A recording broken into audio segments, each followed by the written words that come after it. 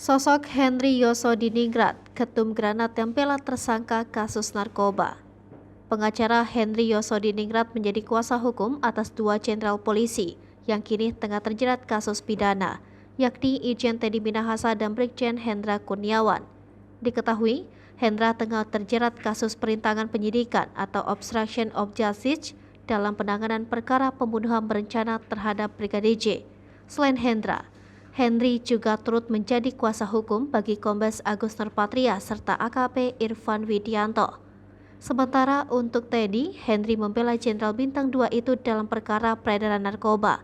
Saat ini kasus tersebut masih dalam tahap penyidikan. Lantas siapakah Henry Yosodiningrat?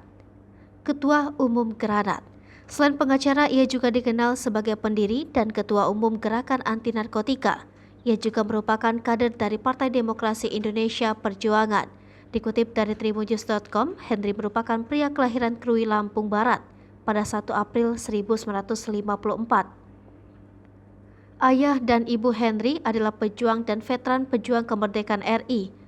Ayahnya adalah Haji Abdul Muin Dulaimi yang bergelar Kapitan Dalam Mahkota Raja generasi 13 dari Saibatin Marga Pugung Penengahan.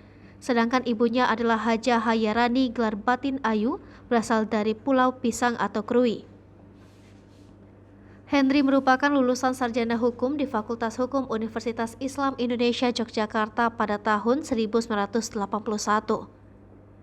Ia melanjutkan gelar S2 dan S3 di Universitas Trisakti. Semasa kuliah, ia pernah menjadi redaksi kepala majalah Keadilan Mahasiswa Fakultas Hukum UII Yogyakarta.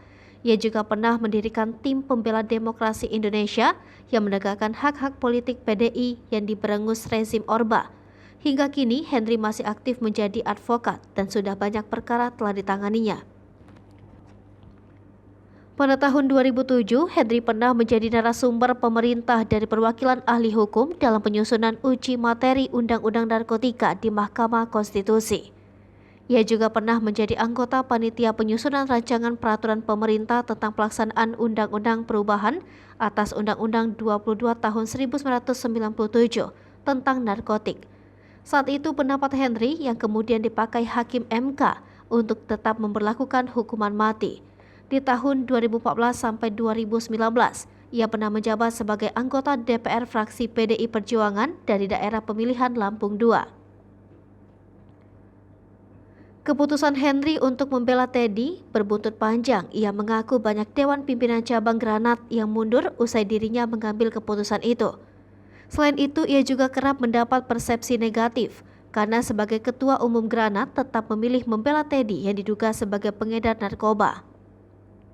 Henry melanjutkan, banyak pihak juga menilainya mau membela Teddy karena mendapat honor besar. Namun tudingan itu dibantahnya. Ia mengklaim tidak pernah membahas soal honorarium dengan Teddy sejak ditunjuk menjadi pengacaranya.